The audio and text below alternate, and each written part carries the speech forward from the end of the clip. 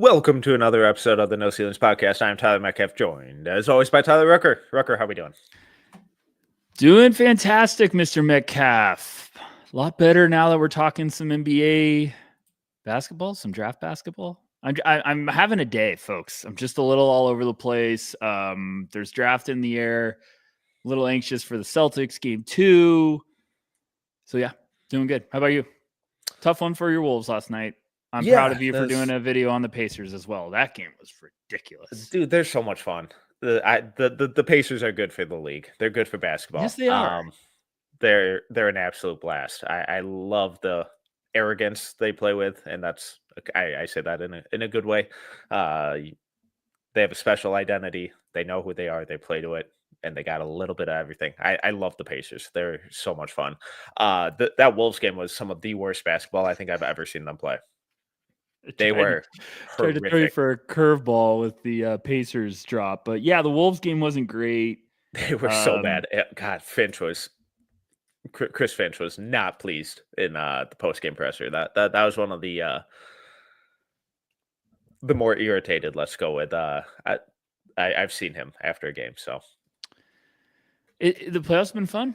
Second round's been everything, just as everyone expected. The Cavs down 0-2. Celtics blow a first game, which everyone knows is my favorite tradition, and upsets all over the place. So, yeah, it's going to be basketball's awesome right now.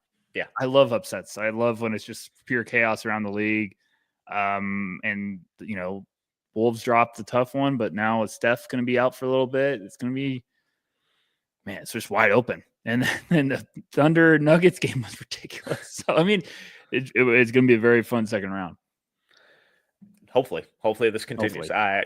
We love a bit of chaos. All right, so kind of going forward, we're rapidly approaching the draft, and we're going to try and start pumping out more of these episodes where we kind of break down different archetypes and play styles, and our kind of favorite players that fall into each of those buckets. And I didn't want to just do point guards, shooting guards, small forwards. It's boring. I wanted to get a little variety and mix it up a little bit, especially with the NBA being, a quote unquote positionless league now.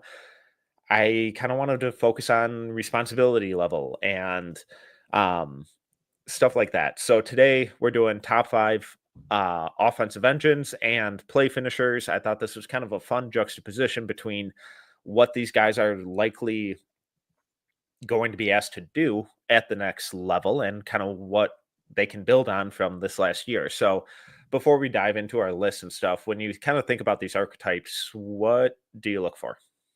Yeah, my favorite is when the mad scientist gets in the lab and you start thinking of some ideas for this. And I was like, let's do some drafts, some top 5 stuff. Like, let's put together some lists. People love the list. It gets people going.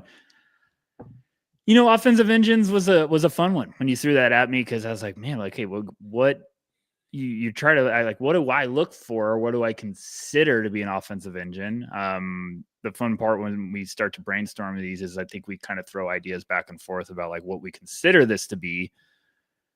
Personally, I'm just kind of like, hey, not only is this a guy that like, hey, I can give you the ball and you can go to work and get a bucket, but I can give you the ball and you can run the show. You can also create for teammates and be an engine. I'm not trying to just like no pun intended, but like we want to feed you, but not just to score. We want to feed you to make everyone better on the floor. So I think that's kind of where I was at. How about yourself? Yeah, with the engines, it's not just, are you a primary creator? Are you a point guard? Are you, the primary on-ball scorer? It's what do you do to the overall flow of the offense? What do you do to the scoring versatility, the decision-making, the ball movement of the offense? And that can come from the center position, the point guard, or the wing. And I feel like my list kind of reflects that pretty well. The tricky part that I kind of found myself in, though, was I have a bunch of names that fall in between the offensive engines and the play finishers. And they didn't make either of the list, but a couple honorable mentions for me, guys who I kind of view as like secondary creators who I think are going to play they might lean a little more towards the play finishing, but they can do a lot more. Like Trey Johnson, Con Knipple, Nick Clifford, Carter Bryant, Richardson, Will Riley. Those are guys that didn't make any of my lists, but they kind of fall in that gray area between the two.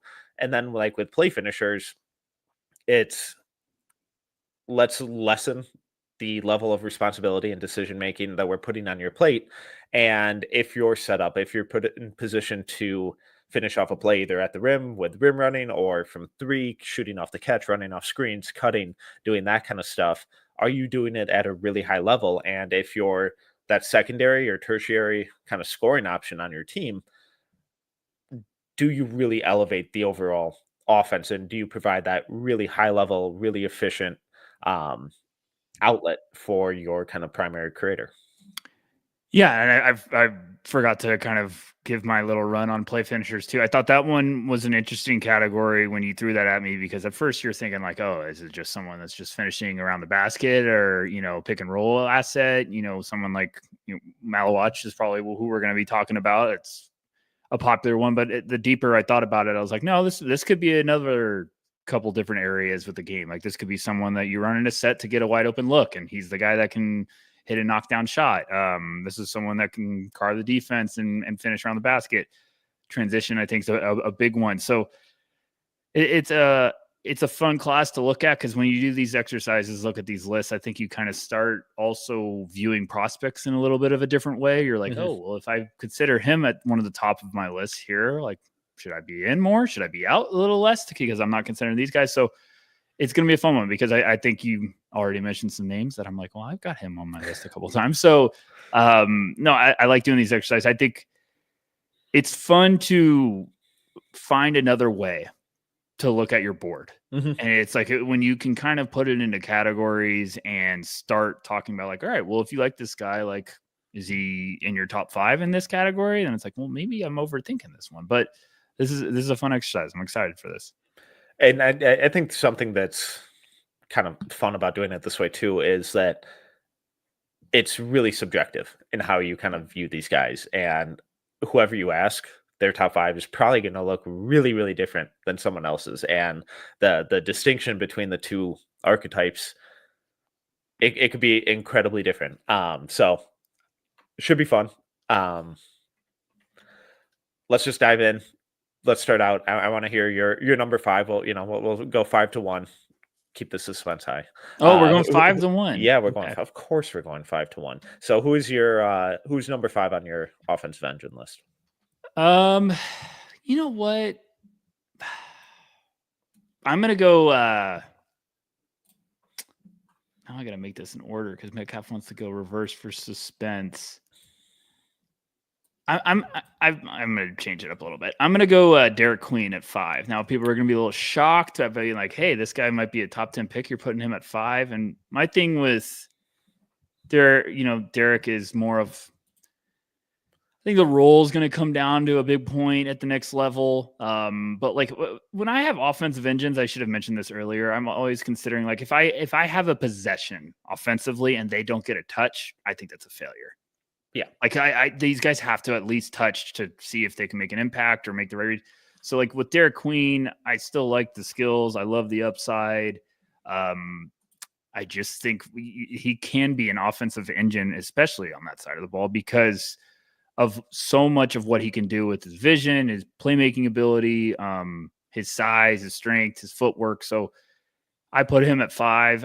It's one of those where, like, depending on the team he lands with, it could get a little higher depending on the system he's in. But I just couldn't not have him in my top 5. He was also at 5 on mine. And just, point of order here as we kind of run through these. If one of us has someone, if we both have a guy on our list, but they're at different spots, we'll mention them at the higher spot. So if I had Queen at 2, we would talk about him at 2. But I have him at 5. And I kind of fell in the same boat where it's like, in some form or fashion, whether it's just a handoff or setting a screen or even just inbounding the damn ball, he needs to be touching it at some point throughout the possession. And if he's not, then the overall flow and ball movement and player movement probably isn't what it needed to be on that said possession. Um, Weirdly enough, Queen's playmaking numbers were really not what I was expecting this year. I think he has so much more to his game. You go back and watch the stuff from Montverde, and he's dicing defenses up with some of the dimes that he's dropping.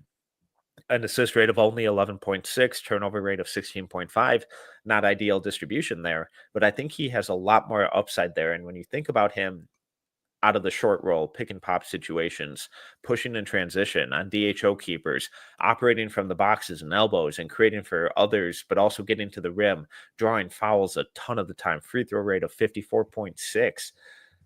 He just puts a lot of pressure on the defense and is able to kind of manipulate them and counter what they're trying to do in a lot of different ways.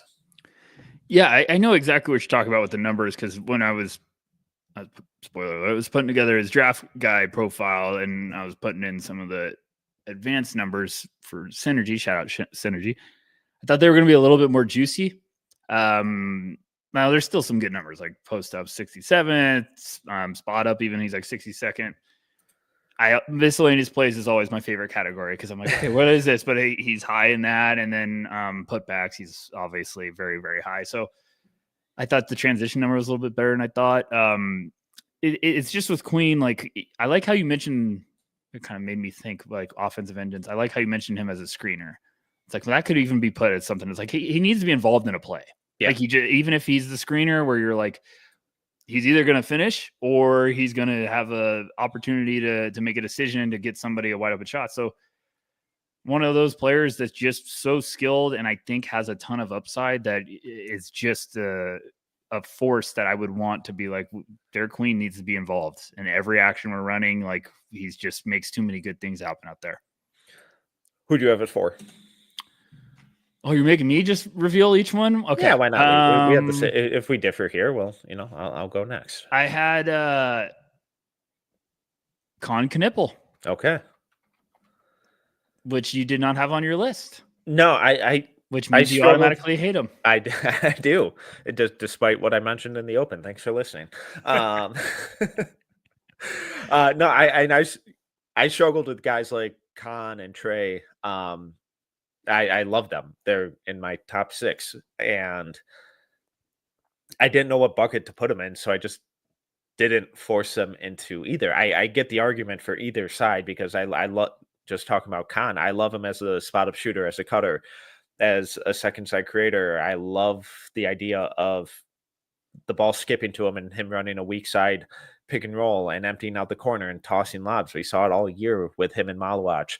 His ability to get into the paint. I'm big Con Knipple fan. I just didn't know what bucket to drop him in. So why did you have him at number 4 in offensive engines? Yeah, it's a tough one because I was going back and forth with a couple of different ones. I think with Con, it's his impact not only with the ball in his hands, but also off the ball, where like he just does so many good things to kind of create open, like high quality looks.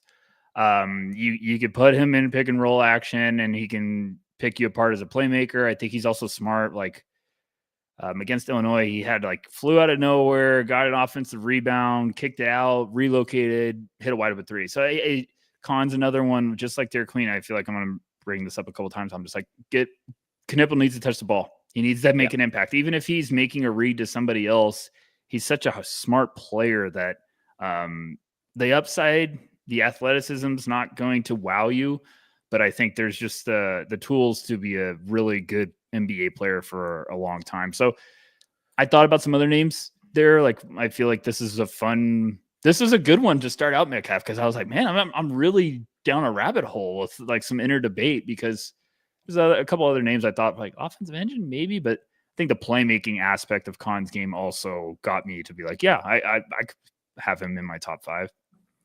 Yeah, I really hope people start seeing him as way more than, quote unquote, just a shooter. He's an awesome shooter, 98th percentile spotting up. He's fantastic. Also 71st percentile running off screens. Love it. Pick and roll ball handler, only 31st percentile in scoring, but when you factor in the passes, that jumps to the 81st percentile. So when we think about the offense flowing through him, or not flowing through him, but him elevating the offensive flow and what everyone on the court is able to do, he's one of those guys where when the ball swings to him, he's making quick decisions. He's doing the right thing. He's attacking closeouts, getting paint touches, taking care of the ball, rarely turning it over, making the smart reads, making the simple plays, taking what the defense gives him. He's so much more than just a shooter. He's not the most explosive guy, but he's so strong and his balance is fantastic. I'm fascinated to see where he ends up going. He's not the explosive, but he is so good. Like, I think this is a real like ability and an art. He's so good at knowing, like, he might not be explosive, but he stays his motor's high when he doesn't have the ball. It's like he's so good. Like, cause we all, like, if you play pickup basketball, you relax when when your guy doesn't have the ball. Khan's like, this is when I can attack. So he's just constantly like, I think it's the percentage of category for this is a lot lower. So bear with me, folks, but he's 92nd percentile as a cutter. And his true shooting percentage, I think, is like 64, 65. Like, he checks to, like, you watch the tape and you're like, gosh, he could play. And then you go look at the numbers and you're like, gosh, he could play. Like, you just back up. That's where you really get excited about a prospect, because you're like, what I'm watching and the numbers match. So we've got something here.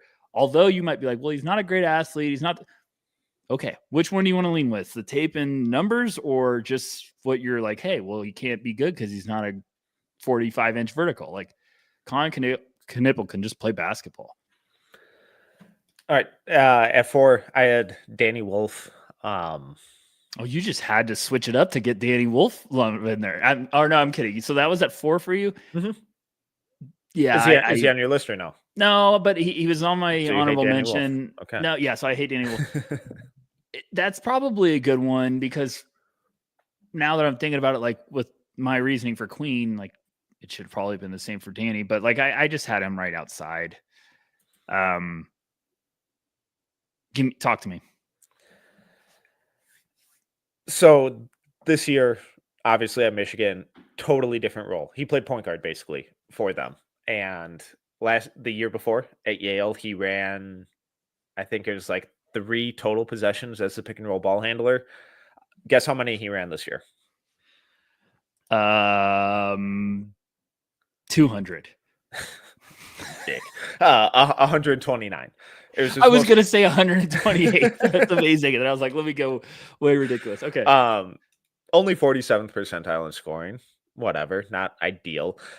But when you factor in the passes, 65th percentile. Assist rate of 22.8.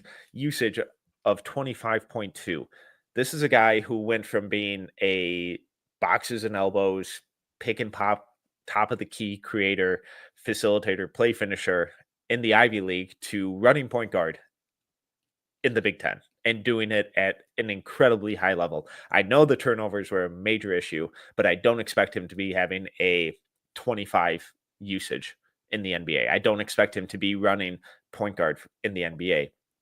But like we talked about with Queen, where we think that he has a lot more of that kind of stuff, of the playmaking, of the facilitating in his game, than he got to show at Maryland this year.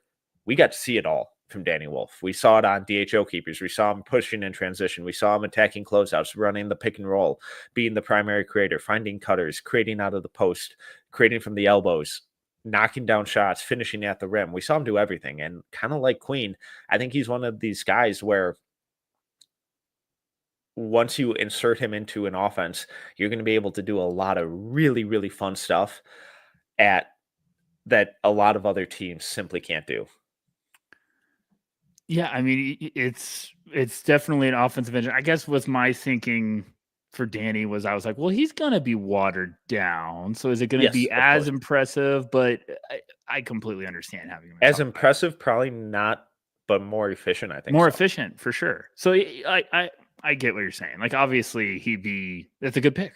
Like, I'm not surprised. It's a good pick. I know you're a Michigan boy, but like, Danny was awesome this year. My most enjoyable film to watch throughout this whole entire like catching up on the draft. I think he's the most unique player in this draft. Yeah, he's the draft unicorn, but not for like what everyone uses the term unicorn. I keep saying he's the Joker of the draft because we don't know where Danny Wolf's going to go. Because he could go, you could sell me anywhere. Nothing would surprise me. Nothing would surprise me where Danny Wolf would go. Like I think there's just going to be some front office sitting and being like, what if we had Danny Wolf to this? What if we add that to this? Like I love his game. That's a good pick. Number 3, who'd you have? I had my knight in shining, or I guess our knight in shining armor, Mr. Jeremiah Fears. Yeah, I also had him at 3. Stock's going up. Shout out to everyone that's starting to buy in stock. You're late because the price is high, but we're very happy to have you on board. Yeah, Fears was the one where the first 2 came, well, I'm sure have the same ones, but came off the head pretty quick. And then I was just like, oh, Fears. It's just like, well, Fears for sure. What he did this year at that age, we keep saying it all the time, but like, that's an engine right there. That's an engine that I feel like with time is going to become a V8 or a V12. Like I just love Fears. His playmaking is insane. The way that he combines his ability to improvise with the handle, the change of direction, the change of pace. Yes, he has to get physically stronger, but he should have been in high school this year. He reclassified up a year. It's rare for freshman point guards to have the type of season that he had.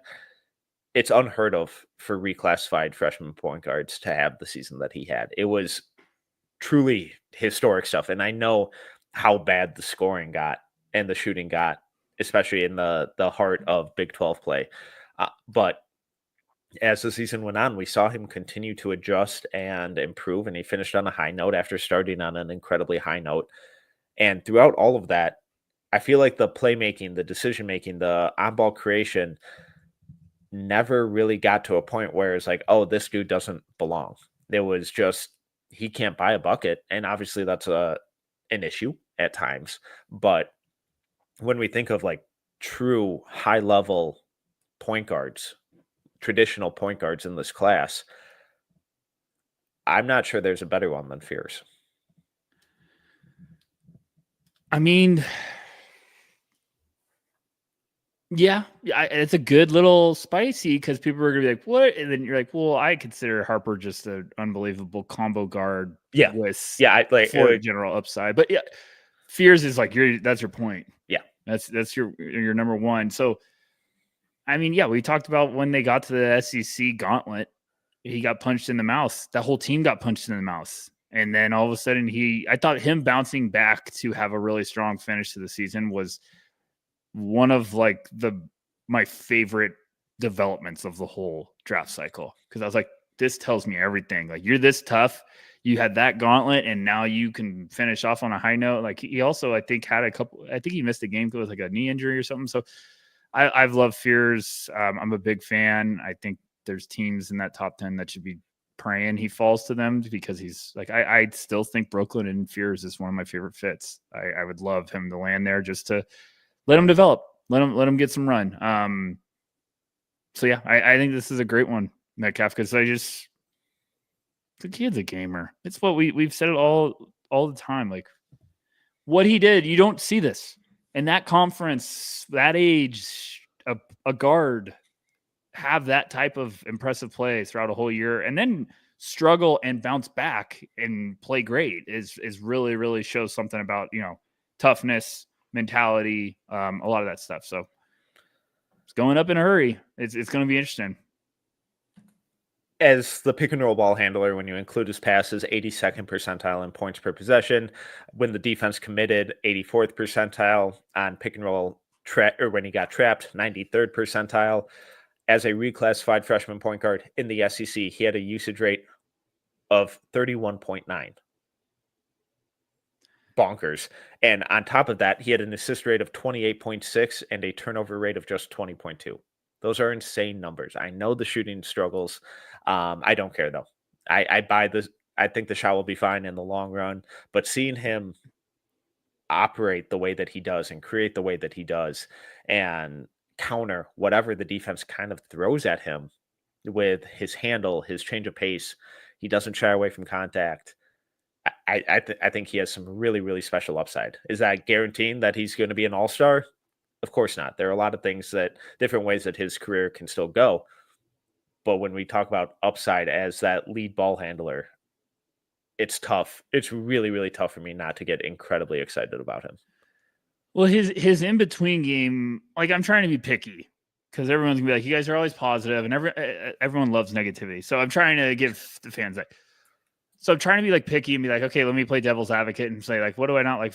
But like, I like his in between game for where he's at in his basketball career. I'm just talking about like his youth and is much more impressive than where it should be. Like, I think there's some really awesome stuff when it comes to like setting people up. I think he's got a little float game that's developing. I think he also makes great split second decisions of like setting people up and then making the right like dishes.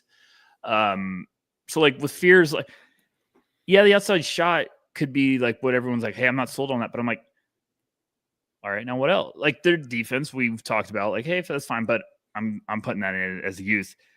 But like, I'm there's so much. If the offensive shot, like the outside shot, comes around, the offensive game is really cooking. Then, so it's like you don't need a lot of work to really unlock this. Like that's why I'm so excited about him. Is like there's a little fine tuning, and with time, if you're telling me like, hey, the only thing that really needs to come around offensively is the shot, I'm like, we'll work with that. He's got all of this going for him. I just think it's an easy one for me. And we always say it: if we're wrong, we're wrong. And this is one where I'm feeling good that I'm buying in. Yeah, and he's one of these guys where I would be okay being wrong on because I think the talent is that special. But I'll concede and I'll dive through some of the bad because there's plenty of it. 32.3% on all jumpers, not ideal. 44%, 44.5% at the rim in the half court, not ideal. The defense falls asleep, gets lost a lot on there, not ideal. He has a long way to go. He is far from a finished product. I expect him to be bad as a rookie, but I think he's one of these guys where in 3 years after, or I don't even know if it needs to take that long because of how quickly he adjusted to college play. But once his body catches up, I think there are also a lot of really good indicators for the shot to come around. Free throw truthers, 85.1% from the line. Free throw rate of 51.8. The defense was bad, but he still had a steal rate of 3.1. So he's at least disruptive and making plays on that end, even though he's kind of an easy target. So I just think there are a lot of really, really positive and unique and exciting indicators with him for where it can go. But enough on him. No, one more thing. The free throw rate is like the most underrated thing you just mentioned.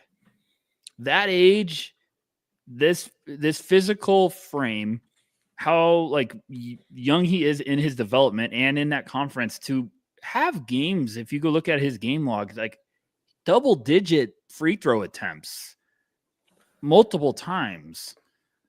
Like it just shows one, yes, he knows his body's not filled out, but that just shows you desire, heart mentality. Like, let me get to the line. And just the awareness to be like, I could create easy opportunities. I could just get to the line, put people in foul trouble, and awareness, like, just checks a lot of boxes. So like that free throw rate being up there, given everything he's got, it just speaks volumes to me. Like, I'm like, yes. And like, what happens when he then puts on some weight and can throw it around? So, yeah, there's just a much higher ceiling than I think people realize with Fierce. So sorry, I just wanted to point that out because it's just like, no, it's important, and you just when you watch Oklahoma play and you recognize what he's being asked to do on every single possession as a 17-year-old who doesn't turn 18 until I believe October. It's bonkers. It's incredibly wild and really fun. So Go ahead. Who you got? Who do you have it? Who do you have it to? I think we have I think we match on the rest. We match. At 2, I have Dylan Harper. Yeah, I have a feeling we match here, or else I would have been completely surprised. I got Dylan Harper at 2 as well. Okay, talk to me. I think he rocks. I don't know why. Here's my question for you. I'm going to be a little bit of a Scrooge right now. In a draft class, when we're like, hey, we know number 1, does everyone just figure out like, okay, now it's time to just pick apart 2 and like put them down because we don't want it to be like, well, the first 2 picks are decide? Because why? I just feel like some people are like starting to drink some haterade on Dylan Harper. Like, well, is he really worth being 2? Is he really that good? And I'm like, yeah, he's that good. I think this is a 2-horse race. And then everything is like, hey, everyone, good luck. Ball up top. But like, I love everything I've watched from Dylan Harper. And I watched this year being like, I'm not going to buy into the buzz. I want to see if I really buy. And it quickly, I was like, oh yeah, I'm in. Kid's a gamer. So tell me. I mean, I know you have Ace Bailey up there too, but I have Ace at 2 and Dylan at 3, but same tier, and that purely comes down to fit. So post lottery next week, depending on who lands at 2, I'll probably switch them. So gosh, that's a mature answer. Sure. But I get Ace has the high. I mean, we're going down an off path. Ace has the highest upside. You could argue in the whole class. But I still think long way to go. Long way to go. We'll get to him later. Yeah, we'll get to him on but Dylan's just unbelievable. The nitpicking with Harper, it starts with, all right, well, he was the lead guy. He's number 2. Some people were having him at number 1 for a portion of the year. Why was Rucker's dog shit then? If he's the guy, if he's really that good, why were they barely 500? And I would advise people to go look at the rest of the roster. Watch the games. Because basketball is, in fact, a team sport, despite what people like to make it out to be. I hate those arguments. I don't get them. Some of my questions reside more in the shooting. And that's really all I have questions about with his game. The playmaking, the rim pressure is insane. And the playmaking out of his drives and the pick and roll, it's all really, really fun. 82nd percentile is a pick and roll ball handler in terms of points per possession. And I know I'm kind of, nitpicking on the shot, but 86th percentile spotting up, tough to argue against that. 74th percentile shooting off the catch. So I think it's more of, how does the shot look off the bounce if he's going to be your lead guard with primary scoring responsibilities? What does his scoring output look like? But then you factor in the athleticism, the playmaking, the physicality, the rim pressure, the handle, the in-between game.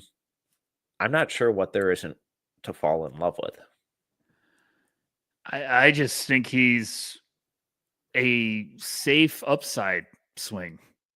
And I usually don't get those 2 things like together. Now, I think Cooper Flagg's just like you're taking him. It's easy. But like Dylan, I think like if I got to take a pick, like give me Dylan Harper. Now, I understand it's going to create some debate depending on what way the lotto goes. But I also think we're getting to a point where I would just be like, just give me Dylan Harper. Like this guy, he plays he's 6'6", 215, 220. He plays like he's 240. He throws his body around. He bullies people. I just I watch him, and I've watched him so much that because I'm just trying to pick apart. Like, okay, are you really worth being up in this conversation, in this wheelhouse? And there's just so many areas of his game that I'm like, my goodness. And I've just seen him take over games where I'm like, no one can stop him, right? He's doing anything he wants. And he's also really good at, he has that 6th gear that he knows when to bring it out. Like he doesn't bring it out all the time, but like he has that burst that this is up my sleeve if I need it. But he knows like my 4th and 5th can do the job. And then all of a sudden out of nowhere, he just throws down on you. So I just like a lot of stuff with his game. I think there's a world in which he gets an NBA and just shocks us of like, he's going to have a game where he's like, everyone I'm throwing the ball to is hitting shots. This is awesome. I don't mean to, down but if you watch the Rutgers team this year, they struggled. They're bad. So they're really awful. bad. So and despite all that, on a team that only had one guy who shot over 35% from three, he still had an assist rate of 27 and a turnover rate under 15. So he's an incredibly efficient, high volume playmaker as well, despite being on a team that was dog shit. And his worst stretch of the year was after he lost 15 pounds from an illness. Yes. So that team got ravaged by illness, and he was at the forefront of that. Finished on the year with the BPM of 8.6. Ace Bailey was at 3.8. The next highest was at 1.2. I also think I always forget how many games it was, but to start the year, people were dogging him on the free throw percentage, and it was I think his first game of the year, he went 1 for 6 from the line. And it was if you did the first 10 games or something, I might be getting the number wrong, but if you took the first game out, it was 83%. But because you had it in there, it was 60 something percent. And people were why is he? I'm just take that one game out and he's good. So I just think Dylan's a gamer. And I also think there's just some more defensive upside that I think is going to get unlocked a little bit when he doesn't have so much of a role at the next level. And I'm a sucker for bloodlines. Stab was pretty good at basketball, so I feel good about Dylan.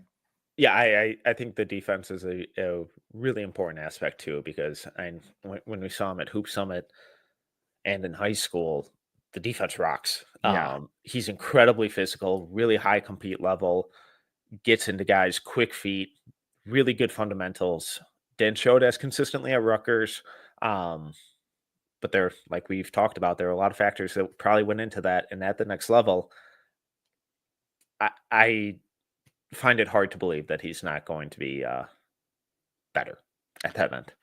Yeah, if you watch closely on tape, you see it a couple times where he's a little bit he's talking some trash on defense, because I think some guys poke the bear and he's all right, you want to dance? Let's do it. And I want to focus because now this is becoming Dylan Harper hour, but offensive engine wise, yeah, bringing it full circle, he does everything.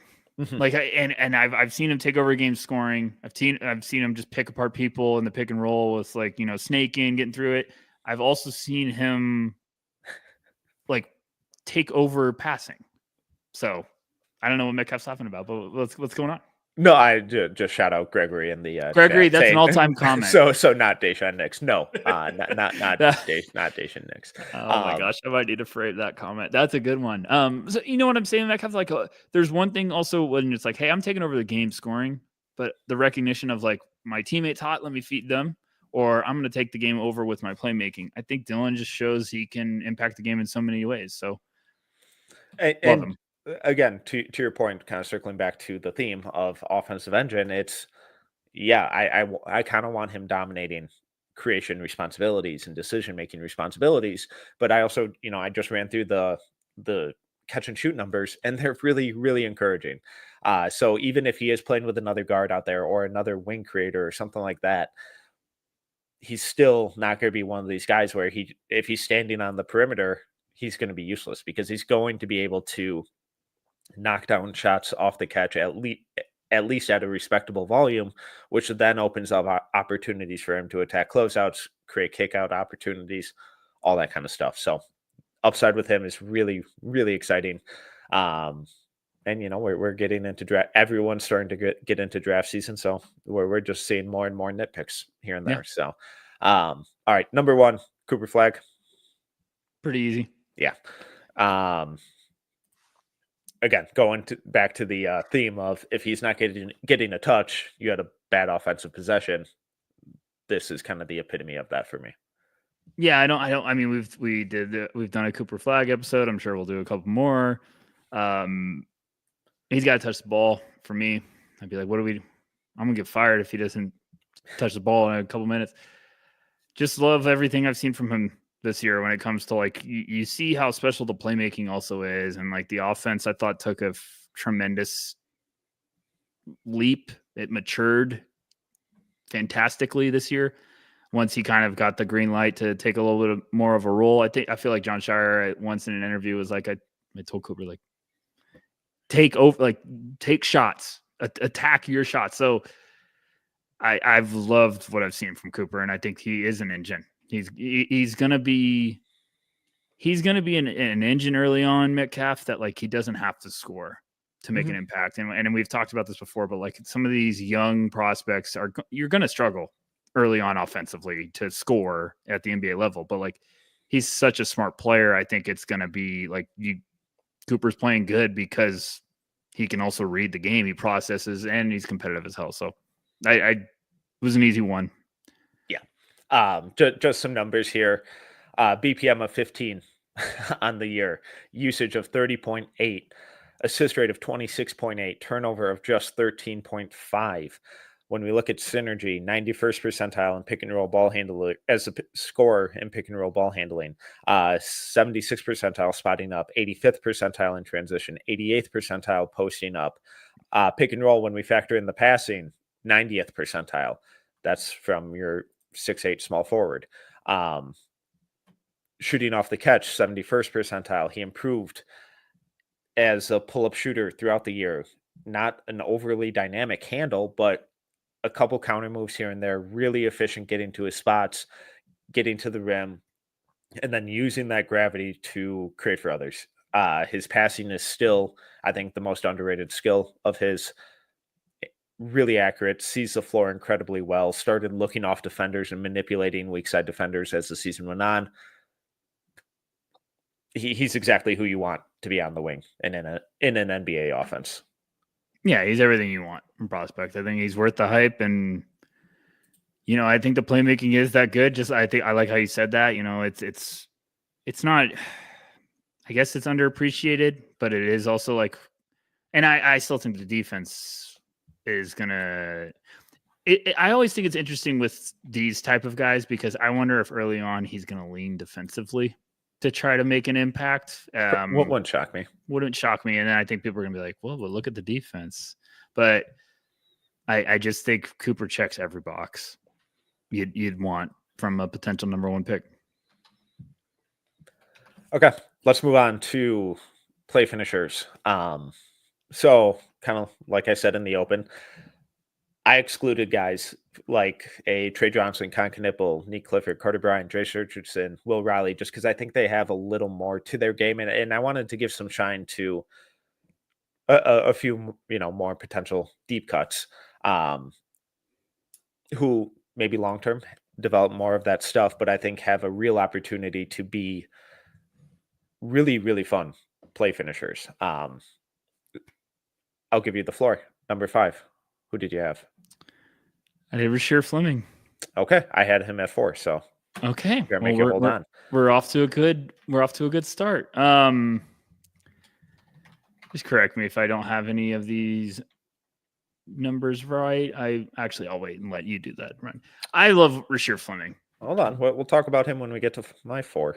Oh, I'm sorry. Sorry. Okay, God. So I had him at 5. You had him at 4. Okay, so who did you have at 5?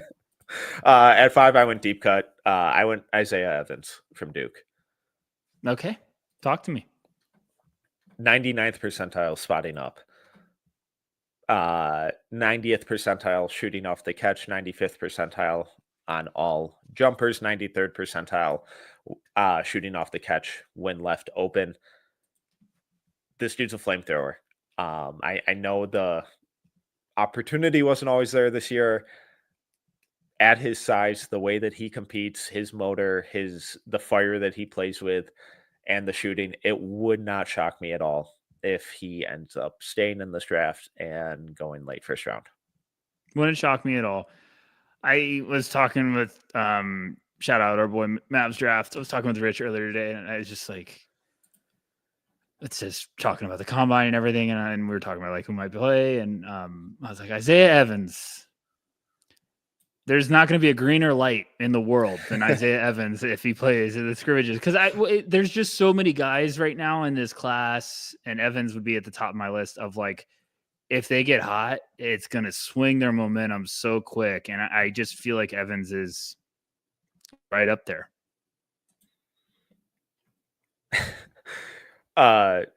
Just quick kind of emphasis on play finisher. assist rate of 6.4 this year. So when he touched the ball, shot was going up. Per 100 possessions, he averaged 18.1 3-point attempts. The dude had the greenest of lights and let it fly quickly and frequently. You there or you freeze? May have lost him. Oh, or is it me? Going live, always a joy. All right, so I think we lost Rucker there. Some technical difficulties, but we'll move on. Isaiah Evans, incredibly fun. 6'6", defends like a madman, incredible motor. When we saw him at Hoop Summit, he was one of the most tenacious and competitive defenders. Andy's back. Competitive defenders. What? Sorry. That was there. So in workouts, I think he's going to be one of these guys that absolutely kills it. But at number 4, I had Rasheer Fleming. He was number 5 on Rucker's list. Rucker, talk to me about Rasheer. That was amazing. You were cutting out, and then all of a sudden, shout out StreamYard was just like, "Hey, we quit." So I love Rasheer. Every time I do a big board, I feel like I need to have him higher. I've heard great things from workouts. Gavoni posted a video reminder that Rasheer is not small. Still one of my most eye-opening, just seeing him in person, being like, what the heck is that? Yeah. Just, it looks like a 6'9" NFL defensive end that hits threes. I had him as a play finisher because I just feel like transition. I like him. I think he can finish with authority. And then I like him in transition. He runs the lanes good. And I also like him just spotting up. Like he's really good at picking pops, and he doesn't need a lot of space to get that shot off with that high release. And I just think Rasheer does a lot of good stuff. He's kind of the definition of a play finisher to me. Yeah. This year he took 4 jumpers off the bounce. 4 total. Compared to 159 off the catch.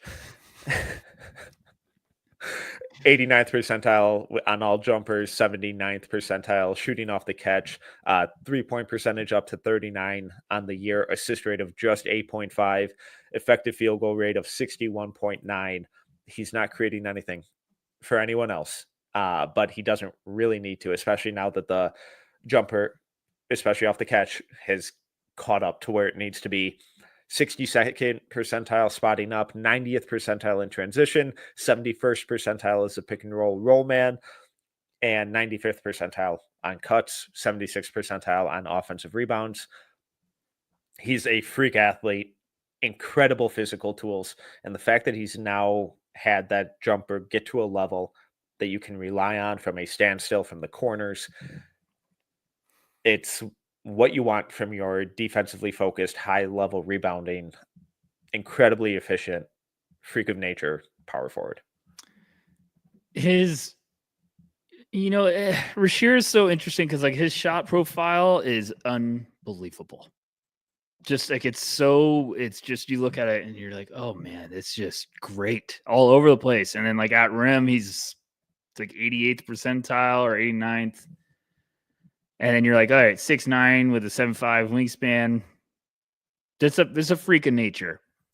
And I feel the same way as everyone. I'm like, gosh, okay, he just didn't take any off the dribble. And then I go watch his tape and I'm like, well, he's pick and pop and he's wide open. And he's just like, every time I'm like, that's a good shot. That's a good shot. Like, and it's not just right by the line. He's pulling them from 4 feet beyond, but it's something we need to applaud more is it's a player that quickly like identified what his strength can be. And he just leaned on it. And Rasheer's is the potential 3-and-D darling with unbelievable measurements. So I don't know. I just as a play finisher, like when it touches Rasheer Fleming's hands, he's either posterizing people around the basket or he's hitting threes off of a pick and pop or pick and roll stuff. Like, yeah, there's a lot of in-between stuff with his game that I'd like to see, but also it's one of those, like, every team needs this type of player. You're always looking for it. They don't usually come around with this type of measurables and freakishness. So that's why he might go a little earlier than some people expect. But I love his game. I think every team needs a Rasheer Fleming. He's one of these guys where I think it's really, really important to scout him for what he is and who he's going to be. If you're like, oh, well, he doesn't have a bag, he can't create for others, he doesn't pass at all, like he has no mid-range game. Cool, agreed. Don't care, because he's never going to be asked to do any of that stuff in the NBA. What he's going to be asked to do is finish plays on offense, rebound, and play defense, and he does all of those at an incredibly high level.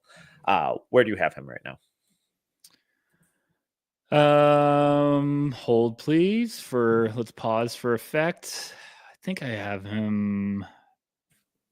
So he's an easy first rounder, correct? Yes. Yeah. I have him at 18. I think he should go top 20. Yeah, I have him at 21 and I hate it. Absolutely hate it. Because I love him. I had him like Lotto most of the year. I've moved him down just because I like other guys, but then he's the one name. I have two names, and he's one of those names that every time I make a big word, I'm like, I'm too low. I'm too low. So I do this every year. I find guys that I absolutely love. I overthink it this time of the year, and then next month I'll just be like, I'm going with my heart. And every year I don't go with my heart, then they turn out good, and I'm like, I knew it, you coward. So yeah, Rasheer, I think, should be a top 20 pick. I think there's a lot of teams in the 10 to 17, 18 range that really need a Rasheer Fleming. So I wouldn't be shocked of where he goes, because it's one of those picks that I think wherever he goes, I'll be like, it's a good pick. Because I love how you said that. You're not drafting Rasheer Fleming for what he's not right now. You're drafting him because there's a 3-and-D. We're not chasing the upside. We're chasing what Rasheer Fleming can do on the court right now. And every team I've talked to loves him because they just say he's comfortable with what he is. And we love that. Teams don't like when guys are unrealistic. Like if a guy that's going to go 32nd is like, hey, I'm going to be an NBA All-Star and average 25 a game. Like, no, you're not. Like, be realistic to start out so we can build off that. And I think Rasheer this is who I am, and every team likes what he can do. Who do you have it for? Heck of a transition.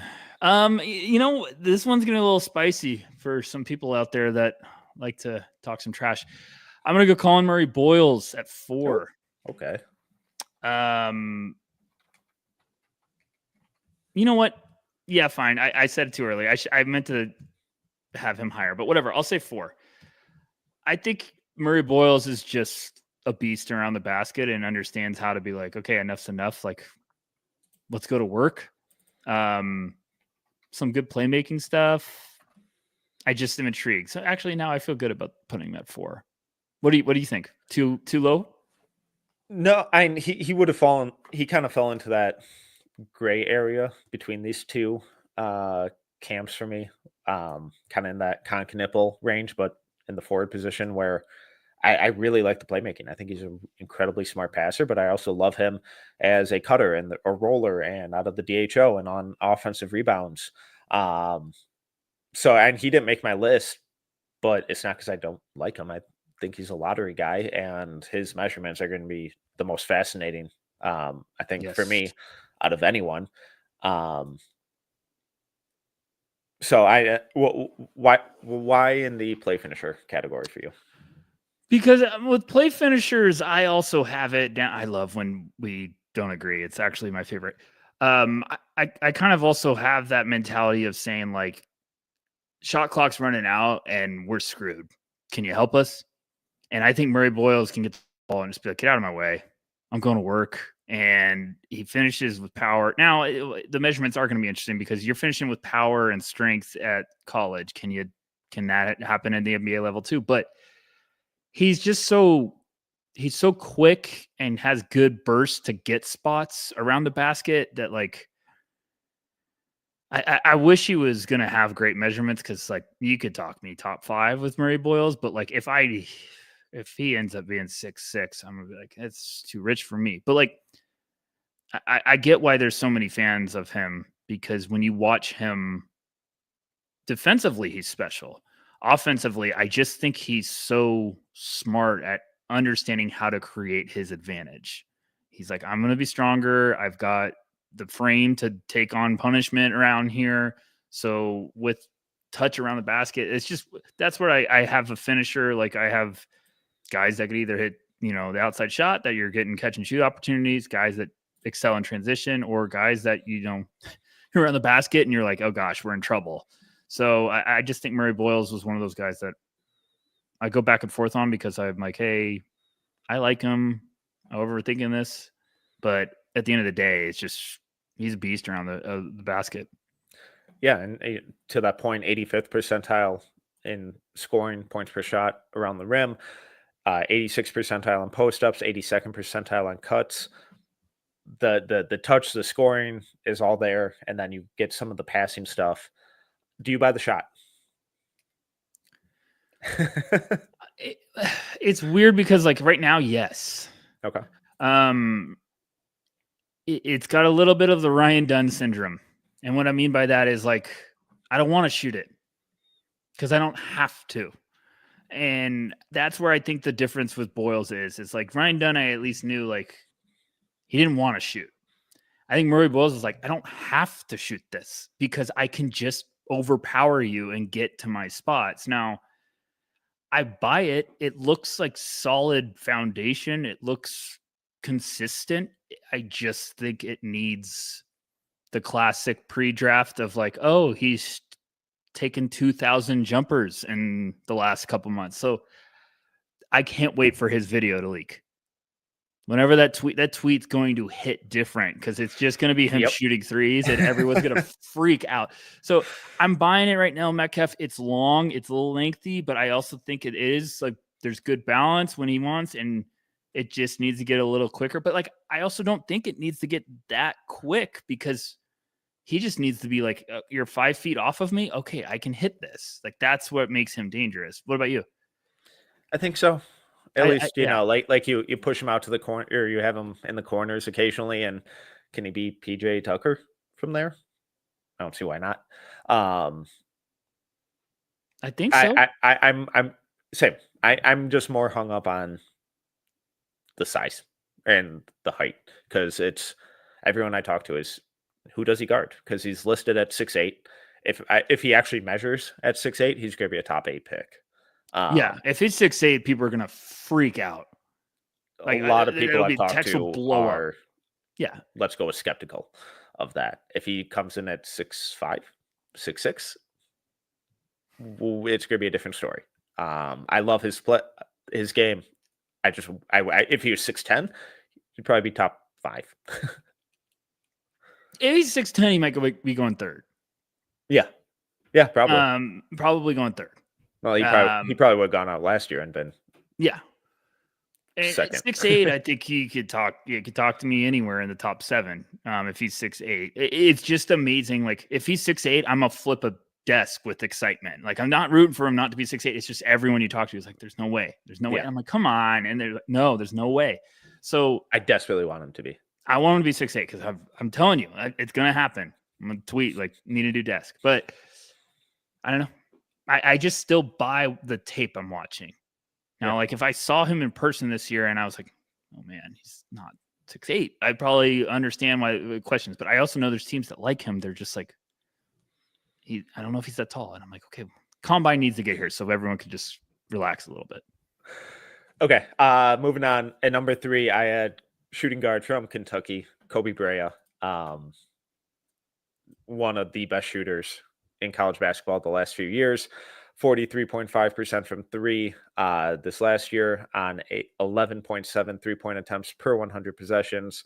Assist rate of just 8, exactly what you want from your play finisher. Shots going up. When he gets it, no one else's feet is eating when he touches the ball, and for good reason, because the outside shot is insane. 96th percentile spotting up, 88th percentile on handoffs.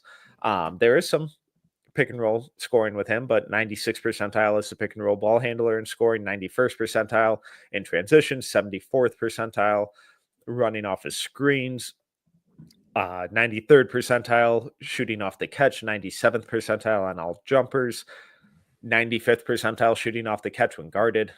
The kid's a flamethrower.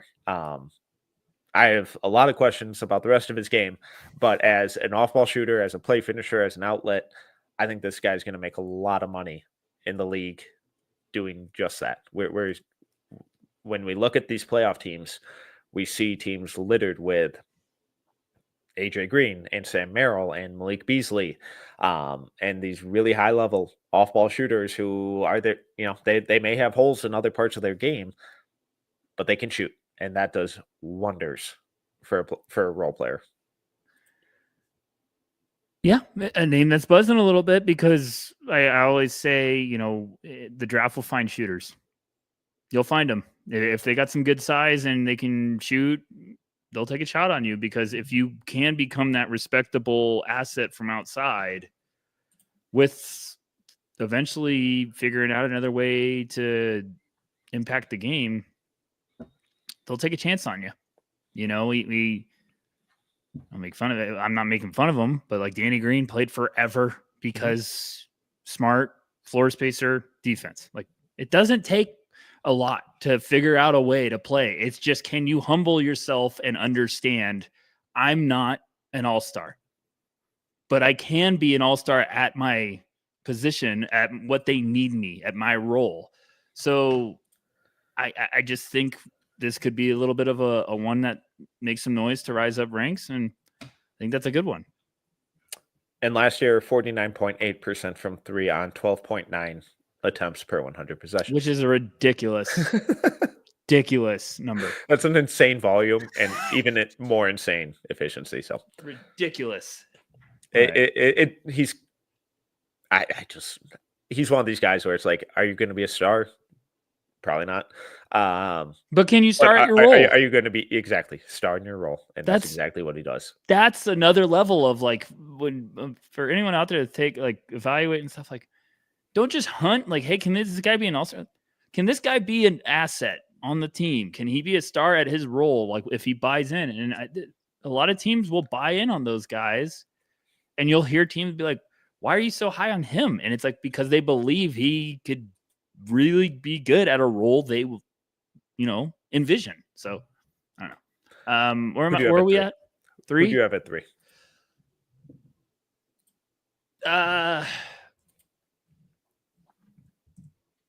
I'm gonna say, I'm gonna get weird. Having one of those days, I'm just gonna get a little off the rails here. I had Trey Johnson at 3. Okay. Yeah, crazy. Now here's why, folks, before you get freaked out. I buy Trey as it's what I talked about earlier, of like, hey, end of possession, we need a bucket. And watching Texas's team, I thought they were just all over the place offensively. And a lot of times they said, like, Trey Johnson, please help us. And he did that. So play finishers to me also is like, there's nothing going on. We need something. And I think Trey Johnson can pull a rabbit out of a hat sometimes to make plays happen. There's a lot with his game I'd like to improve, but there's also a lot in his game that I like. And I also think when he gets rolling, he also can react and make passes to teammates to finish a play. So like he's a smart player that way. I don't know. It's a little spicy. Maybe people like other routes, but go ahead, Metcalf. What do you got? I love Trey. I think he rocks. And I think if he gets the most out of his career and really hits that peak upside, and the team gets the most out of him and puts him in an ideal role for him to succeed and for the team to succeed, I think it's going to be as, that true shooting guard. And there are a lot of nitpicks over his passing and decision-making, and he's not a passer. He's a very good passer when he needs to be. He's not a good point guard. He's not a good primary creator or primary decision maker, but he's a very good passer out of his scoring gravity and attacking closeouts, getting to the paint, drawing defenders, and then countering that. So if he's paired with a true lead creator, I love him as a play finisher, and I think he has even more upside that he can then continue to build off of in that realm. If he's going to be if you're drafting him to be your offensive engine, I think you're going to be disappointed. But if you're drafting him to be more of a play finisher and that second side creator, that secondary creator, that's where I think the upside with him is incredibly fun and really, really exciting. And I think of play finishers as like, off ball movers too. Like, or you could swap that. Like, I think of like, he's a catch and shoot off ball guy. Those guys are play finishers because they're putting the ball up right. So like, I think he could do a lot of stuff that, you might not think of that right away as a play finisher, but like once you break it down, it's like, yeah, absolutely. Like Trey can be the result in which the ball is going through the hoop a lot. So there you go. What do you got? I believe I'm guessing we match on the last two here. So at 2, I have Kaman Malawach. Is he on your list or no? Yes. Yes. At 2? Yes. Okay. Who'd you have at 1? Ace. Did you? Everyone in the sirens. No. Ace Bailey at 1. Yes, sir. Okay, we'll get to Ace. Let's talk about Malawach, your favorite player. No, we don't need to. No, I'm kidding. I almost had him at 1. He's the definition of a play finisher for sure.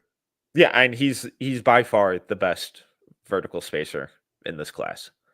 Yeah, and like there's no dispute about that, right? There's no dispute at all. You throw the ball anywhere around the basket, and it's power down. Like he's so fucking big.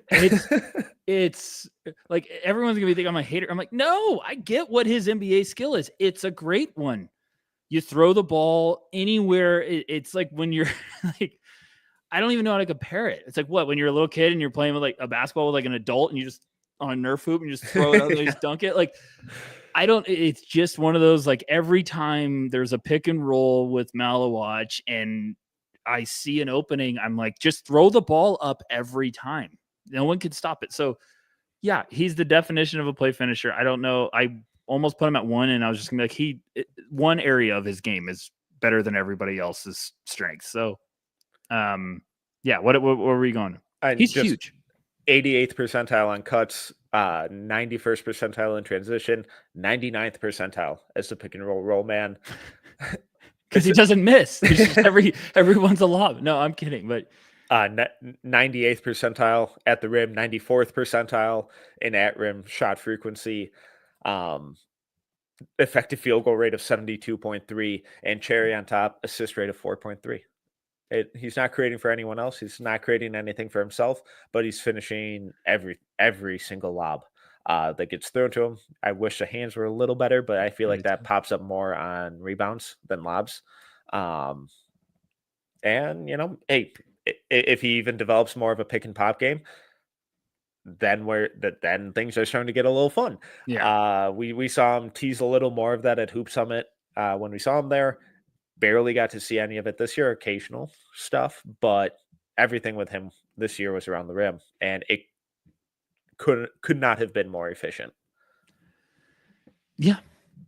He had about the most efficient year you could ever ask for a big man.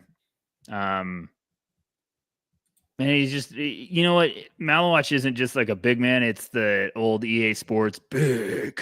Like that's what Malawach is. He's just humongous. And then now we get, I told you what was going to happen, Metcalf. We're already getting, he looks great in empty gym clips. We get even Gavoni pumped 2 of them out. So that's how good he looked. And yeah, he looks great. Looks awesome. Looks outstanding. Love it. But I just have questions. And for everyone, like I still have him in my lottery. So it's not like I'm a hater. Calm down. But no, you hate him. You think he sucks. And I just don't take him top 5. That's all I said. Don't take him top 5. Like take him somewhere realistic where you can be patient. But all right.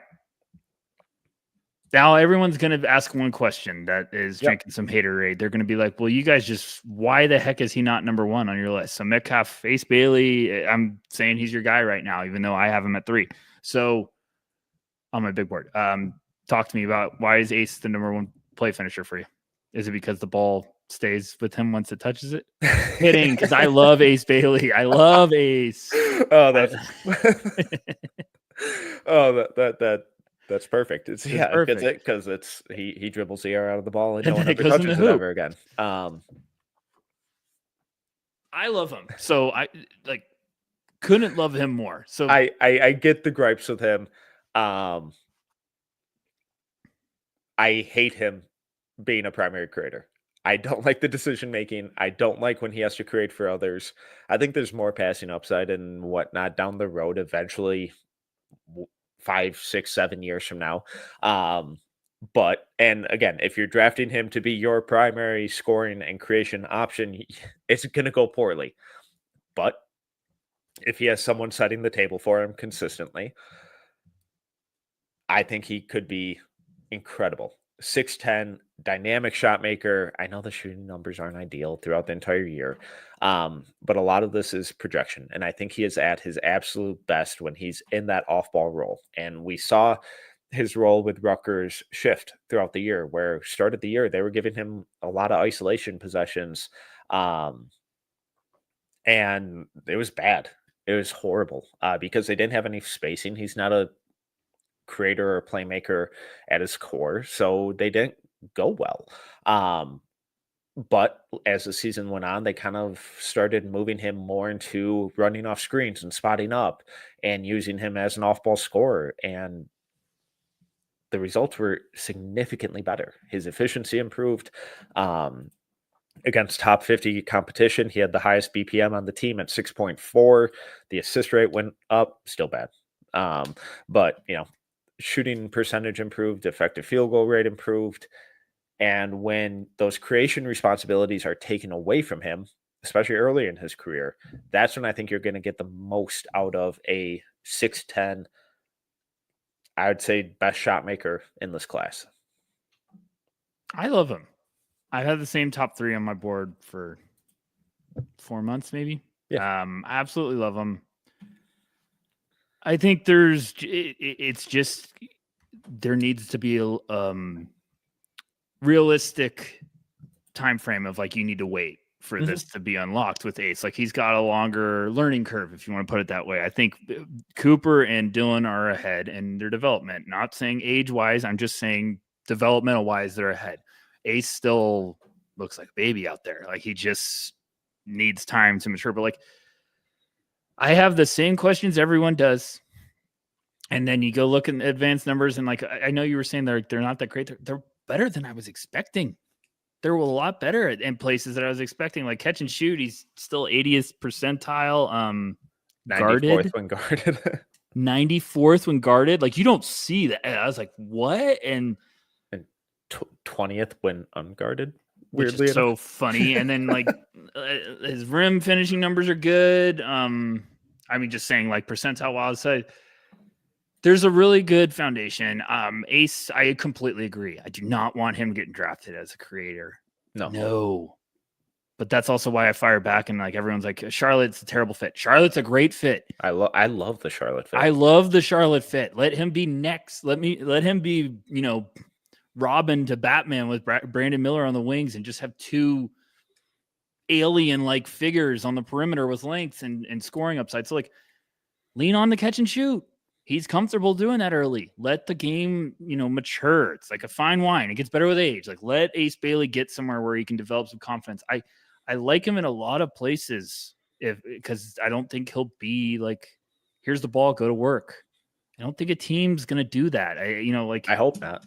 Well, I even think like Utah, I think would be smart and be like, we're going to bring him along slowly and not rush this, because it's one of those upside swings that you just need to be patient, because these things click out of nowhere. And, like, watch Jaylen Brown and Jason Tatum as a Celtics fan. Like, they did not hit the ground easily right away. Like, Tatum had some good early success. Jaylen Brown, like, averaged like 3 points a game in his rookie year. So, like, you just need to be patient with some of these guys, man, because when it clicks, it's like, everyone buckle up. Like, it's going to be fun now. So, I just focusing on like what we're talking about, like Ace finishes plays. I like how he can get downhill and finish with some power despite his frame. He gets a little nasty, and you can kind of feed him all over the place. And he does special stuff with his outside shot and high release. Like, you just can't stop it sometimes. So I know a lot of his shots look really tough, but they look tough to me and you. It's a totally different window that he's looking through. Yeah. Like on the turnaround mid-range jumpers that he's taking compared to like what Trey Johnson takes, totally different amounts of space that they have to create, totally different vantage points, because there's a 5-6 inch differential there. And with that high release point, not all shots are created the same. When you're shooting over someone, it's a lot easier to do when you're 6'9", 6'10" than 6'4". If he was 6'4", 6'5", it'd be tough. Yeah. but like, the mid-range he'll like catch it, face up, doesn't dribble, and just shoots it. I've seen people be like, that's a terrible shot. I'm like, is it? Like, he's got a mid-range jumper balanced, and our vantage points are not his. Yeah. He's looking down at someone with a release that, he's 6'10" with a release that's probably around like what, 7'1", 7'2", like a guy shooting. So like, it looks bad to us, but to Ace, he's like, get this fly away from me. Like, I just, they're not smothering me and I can get the shot. So I always am like, hey, just like, I get it. He takes some shots where I like, oh my gosh, that like blurting that out while I'm watching tape, like, ugh. Yeah, but there's also some where I'm like, that's not that bad of a shot. Like, that's fine. Now, I think NBA teams will coach him on some better shots, but play finisher, I love that. That's a good one. This was a blast. This is a good one. That's all I got. Anything else for you? No. This is a great one. We'll push off green room to next time. Yeah, green room next time. I'll have some surprises. I've been working on some stuff up my sleeve. And lottery next week. Thank you for reminding me. Was that Monday night? 5 days as we record. Monday night. Yes. Monday night. Announcements. We will be doing a live show. So keep an eye out for that. Come hang out. Should be a lot of fun. We'll be previewing, reacting, all that good stuff. And then we'll have a war room style lottery mock draft immediately after. Give you guys a little bit of a taste of what No Ceilings Plus members get to watch every time we do a mock draft. We'll do it through the lottery, and then we'll finish up the rest of the first round and second round later that night behind the scenes, and then post it the next day or two, depending on timing and all that good stuff. But we'll have a new mock draft out after the lottery live show next week. We just had our most recent big board go up today over at NoCeilingsNBA.com. Go check it out. But Rucker, thank you. As always, he's Tyler Rucker. You can follow him at Tyler_Rucker. I'm Tyler Metcalf. You can follow me at TMetcalf11. If you enjoyed this episode, please make sure to rate, review, subscribe, all that good stuff. Till next time, see ya.